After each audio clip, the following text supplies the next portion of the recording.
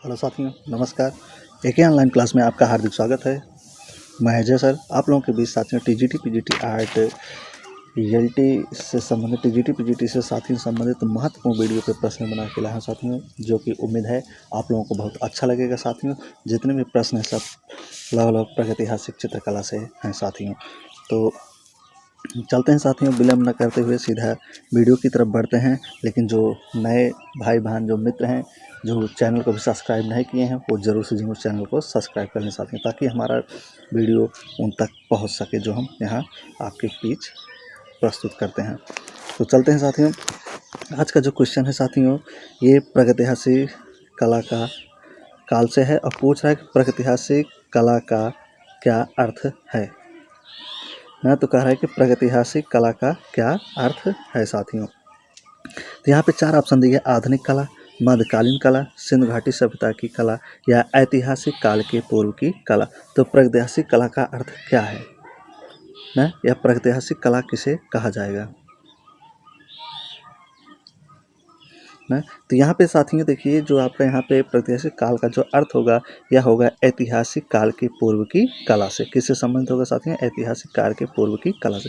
तो डी वाला ऑप्शन आपका बिल्कुल राइट हो जाएगा। प्रागैतिहासिक काल का अर्थ होता है साथियों ऐतिहासिक काल के पूर्व की कला। क्या होता है? प्रागैतिहासिक काल का मतलब होता है ऐतिहासिक काल के पूर्व की कला से। ठीक, ऐतिहासिक काल के पूर्व की कला से है। तो उस काल को कहा जाता है जहां मानव तो अस्तित्व में था। कहने का मतलब जो ऐतिहासिक प्रागैतिहासिक काल है साथियों, उस समय मानव तो अस्तित्व में था लेकिन उसका कोई लिखित वर्णन नहीं था। मनुष्य थे लेकिन कोई लिखित वर्णन प्रागैतिहासिक काल में मिलता नहीं है, तो इसलिए इसे प्रागैतिहासिक काल कहा जाता है। तो इसका जो अर्थ होगा ऐतिहासिक काल के पूर्व की कला से। तो डी वाला आंसर आपका यहाँ पे सही हो जाएगा। अगला है, प्रागैतिहासिक चित्रों के संदर्भ में निम्नलिखित कथनों में से कौन सा कथन गलत है या असत्य है। कह रहा है कि प्रागैतिहासिक चित्रों के संदर्भ में निम्नलिखित कथनों में से कौन सा कथन क्या है साथियों? कह रहा है असत्य है, गलत है। प्रागैतिहासिक चित्रों के संदर्भ की बात कर रहा है और उसका कथन कौन सा है जो गलत है। तो देखिए चारों कथन आपके बीच में है सामने। प्रागैतिहासिक चित्रों का मुख्य विषय शिकार रहा है, पहला। दूसरा कह रहा है प्रागैतिहासिक चित्र गुफावासियों द्वारा बिना किसी कला दक्षता के बनाए गए हैं। तीसरा, प्रागैतिहासिक चित्रों में दमकता लाल, चमकीला, नीला एवं प्रफुल्ल हरा रंग भरा गया है। सी वाला कह रहा है। लास्ट वाला डी वाला क्या कर रहा है? मानव व पशु आकृतियों को बनाने से पहले गुफा की भित्तियों पर पृष्ठभूमि में कहीं कोई रंग की तरह नहीं लगाई गई है। कह रहा है कि मानव व पशु आकृतियों को बनाने से पहले गुफा की भित्ति में दीवारों पर पृष्ठभूमि में कहीं कोई रंग तह नहीं लगाई गई है। तो देखिए ये आते हैं आपके ऑप्शन। अब देखिए इसमें प्रश्न क्या कर रहा है, प्रागैतिहासिक चित्रों के संदर्भ में निम्नलिखित कथनों में से कौन सा कथन गलत है, कौन सा असत्य। तो चारों में से असत्य क्या होगा, गलत होगा साथियों, क्या होगा वो आपका होगा सी वाला। प्रागैतिहासिक चित्रों में प्रागैतिहासिक चित्रों में दमकता लाल रंग, चमकीला नीला, प्रफुल्ल हरा रंग भरा गया है। तो ये आपका क्या हो जाएगा यहाँ पे गलत हो जाएगा, क्योंकि आप जाने प्रागैतिहासिक काल के जो चित्र थे साथियों वो चट्टानों की दीवारों, गुफाओं, फर्शों तथा भित्तियों की छतों पर बनाए हुए थे ना। ये तो सही है, लेकिन अनेक चित्र जो है प्रस्तर शिलाओं पर भी अंकित किए गए हैं।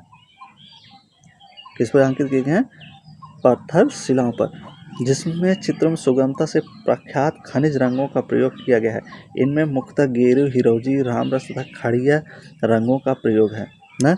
लेकिन यहाँ पे क्या कह रहा है?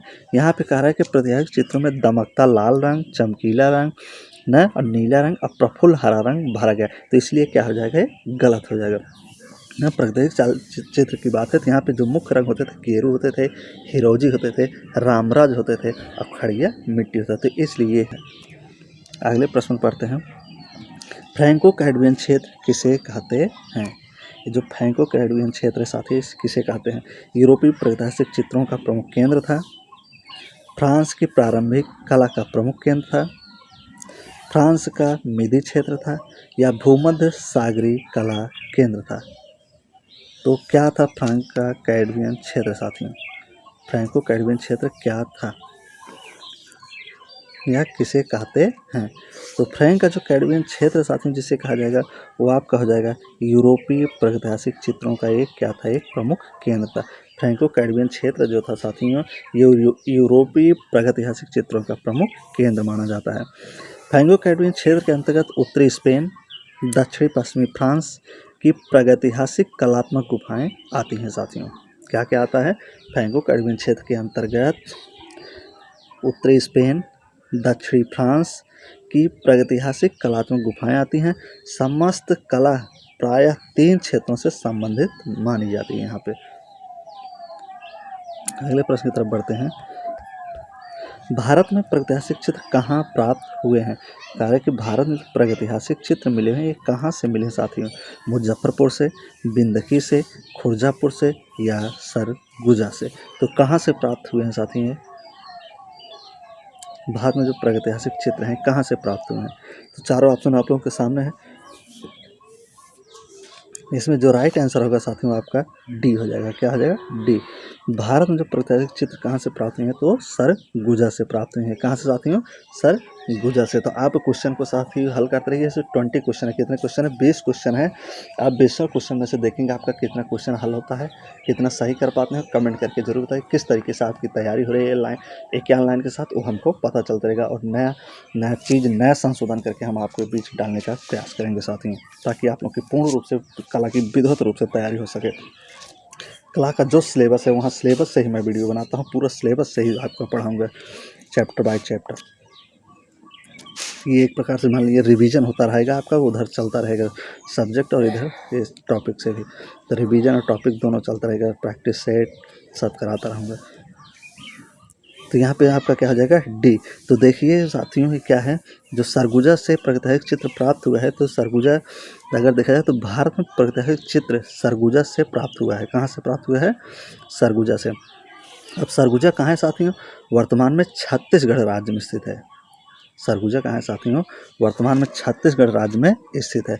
सरगुजा के प्रसिद्ध स्थल में देखिए क्या क्या स्थल आते हैं सरगुजा में। जो स्थल हैं जैसे रामगढ़ हो गया, सीता बोगारा गुफा हो गया, लक्ष्मण बोगारा गुफा हो गया, किष्किंधा पर्वत हो गया, सीता कुंड हो गया, हाथी खो हो गया आदि। रामगढ़ में विश्व की प्राचीनतम नाट्यशाला स्थित है।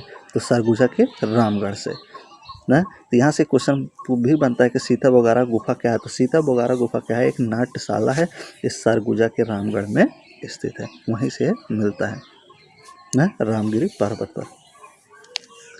अब देखा जाए तो रामगिरी पर्वत पर ही जोगीमारा गुफा भी स्थित है साथियों, जिसे भारतीय चित्रकला का वरुण मंदिर कहा जाता है।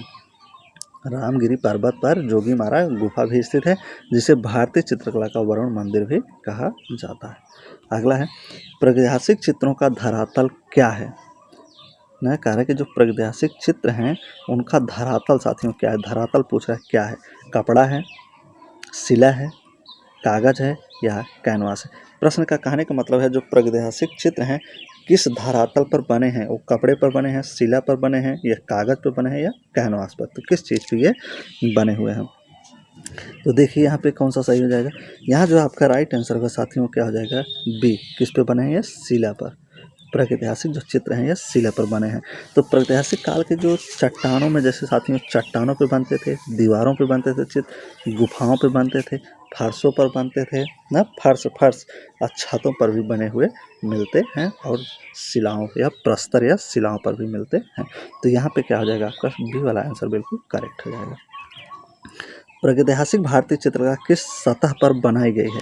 कारक प्रागैतिहासिक जो चित्र कला है साथियों किस सतह पर ये बनाई हुई है? लकड़ी के पटों पर, वृक्षों की छालों पर, ताल पत्रों पर या चट्टानों पर? ना, तो बहुत बढ़िया क्वेश्चन है ये भी साथियों। तो टीजीटी परीक्षा में पूछा जा चुका है सब प्रश्न साथियों जो आपके बीच में लेके आया हूँ। तो यहाँ पे क्या होगा साथियों, ये आपका चट्टान किस पे हो जाएगा? चट्टानों पर। अभी हमने बताया ना प्रस्तर शिलाओं पर ना, प्रस्तर शिलाओं पे बने थे, उसके बाद दीवारों पे बने थे, गुफाओं पर बने थे, फर्शों पे बने हुए और छतों पर बने हुए मिलते हैं। तो यहाँ पे क्या हो जाएगा? चट्टानों पर।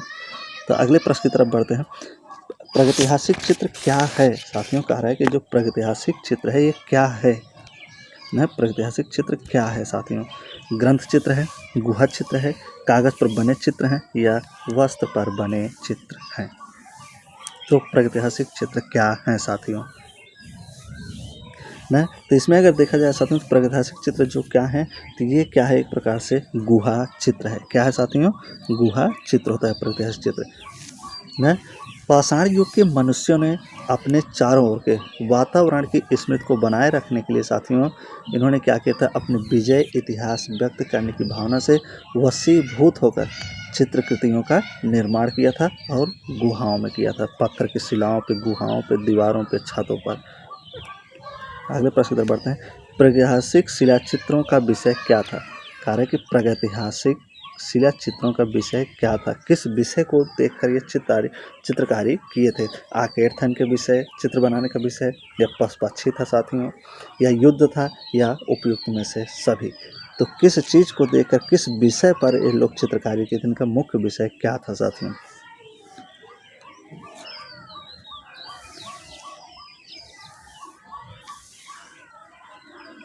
ना तो इस प्रश्न में देखा जाए साथियों तो प्रागैतिहासिक जो चित्र होते थे ज़्यादा से ज़्यादा ये आखेट पे बने थे, पशुपक्षी के ऊपर बने थे, युद्ध संबंधी बने थे। तो इसमें जो उपयुक्त वाला आंसर होगा इसमें क्या हो जाएगा, सभी। अगर ये उपयुक्त यहाँ ना लिखा होता साथियों, दूसरा कोई ऑप्शन होता तो सिर्फ हम आखेट लगाते।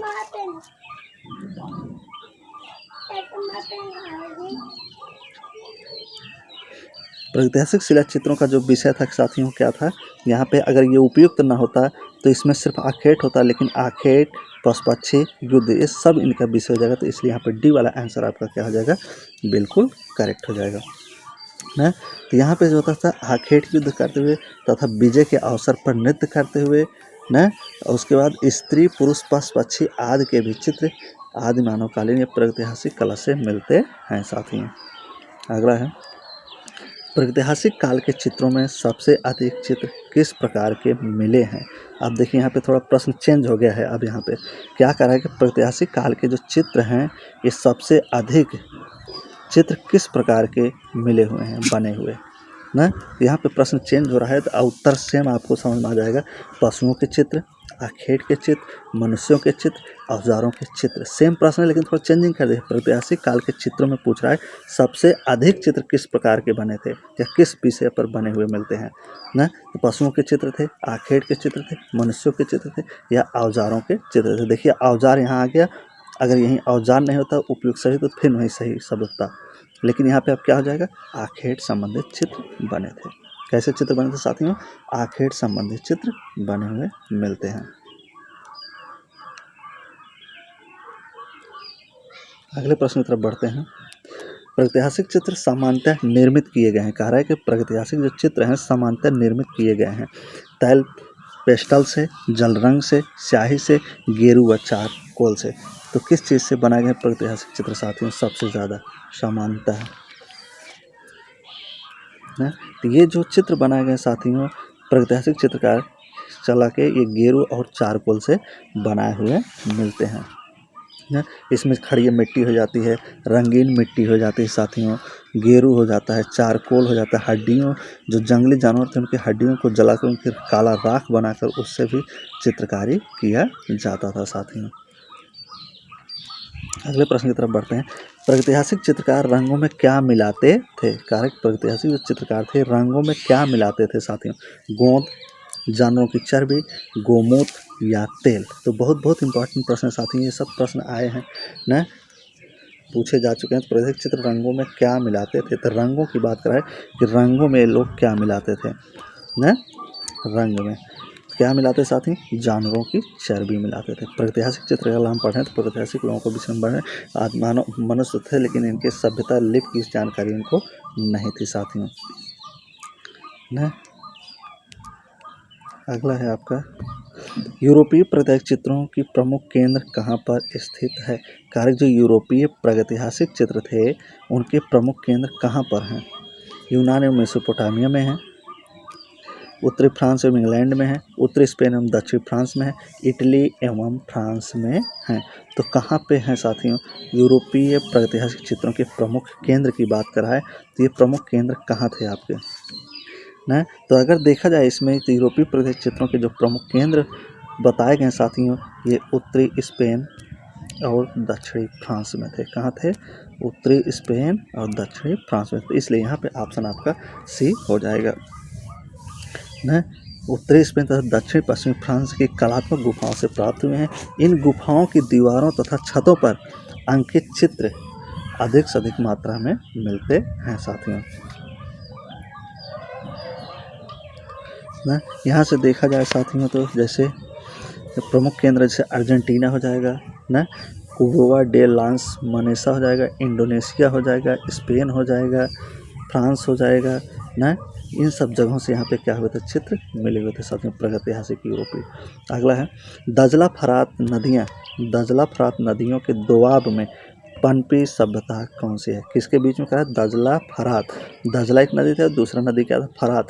इन दोनों नदियों के बीच में न दोआब मतलब बीच, दजला नदी और फरात नदी दोनों नदियों के बीच दोआब उसे कहा जाता है। तो पनपी सभ्यता को क्या कहा जाता है?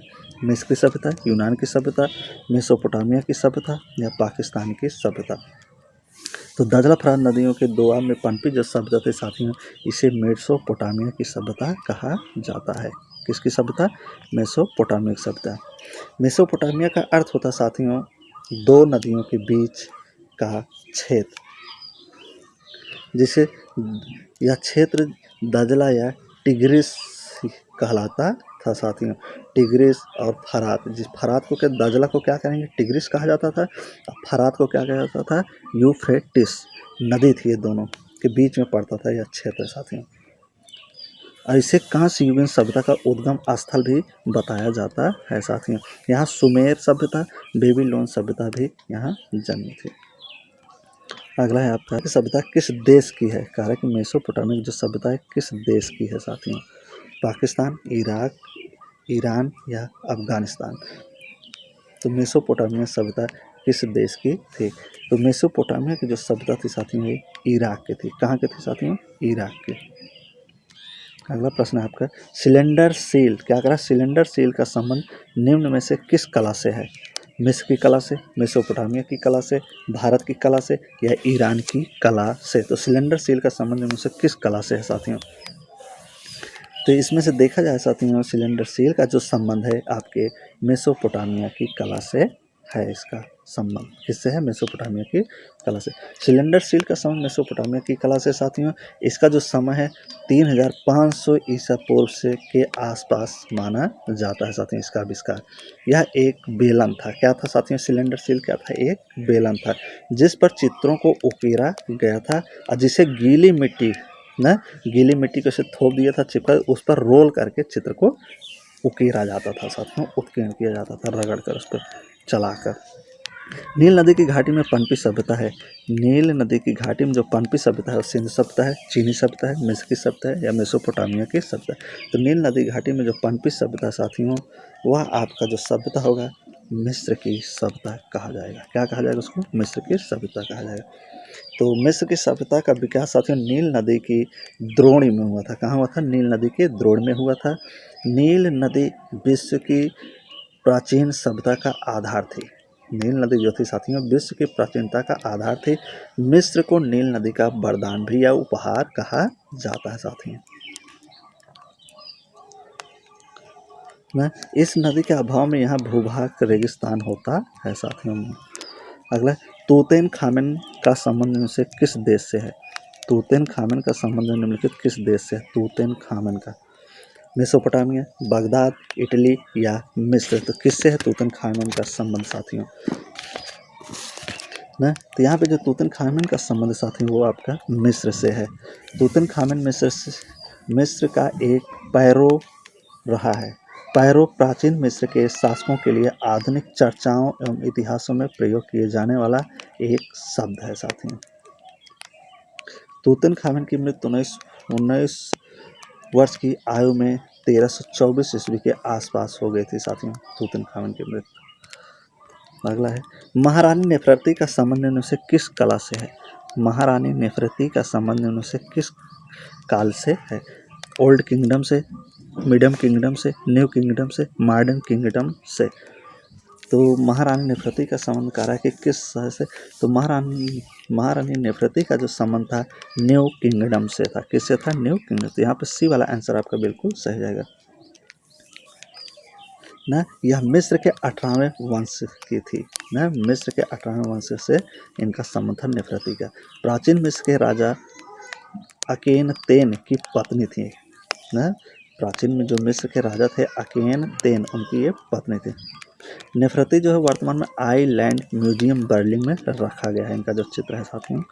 अगला है अमृत की कला किस देश की प्राचीन कला को कहा जाता है। अमृत की कला किस देश की प्राचीन कला को कहा जाता है। रोम, इटली, भारत, मिस्र। तो किस देश की कला को कहा जाता है अमृत की कला, तो यह मिस्र के देश की कला को कहा जाता है। अगला है आपका स्टेनहोज अवस्थित है। स्टेनहोज जो है अवस्थित है ब्रिटेन में, सेलिब्रेसरी के मैदानों में, एडम्स काउंटिंग में या पूर्वी द्वीप समूह में। तो स्टेनहोज जो अवस्थित साथी हैं आपके ब्रिटेन में अवस्थित है। कहाँ पे है? ब्रिटेन में ना। स्टेनहोज जो है ब्रिटेन की बिल्टशायर काउंटी में स्थित है। यह एक प्रसिद्ध प्रागैतिहासिक स्थापत्य है साथियों स्टोनहोज। स्टेनहोज एक महापाषाण शिला वर्त भी है जिसमें 7 मीटर 23 फीट से भी ऊंची शिलाओं को धरती में गाड़ा गया है। क्या किया गया? खड़ा करके गाड़ा गया है और एक चक्र बनाया गया है। यह 3000 ईसा पूर्व काल के मानव कब्रों के चिन्ह यहाँ पर मिलते हैं। तेरे साथियों आज के मात्र 20 पीस उम्मीद है कि वीडियो आप लोगों को प्रश्न बहुत ही अच्छे लगे होंगे साथियों। जैसा आपको वीडियो प्रश्न लगा जरूर कमेंट में करिए साथियों। जब तक नेक्स्ट वीडियो लेके आएंगे आपके बीच, तब तक के लिए बेस्ट ऑफ लक। थोड़ा बारिश हो रहा है साथियों तो इसलिए अब यहाँ पे वीडियो समाप्त होते हैं साथियों। जैसा हो आप कमेंट करके बताएंगे वीडियो आपको कैसे लगा। इस तरह से प्रश्न बना के कंटेंट लेके आएँ कि नहीं लाएँ आप कमेंट में जरूर करिए साथियों।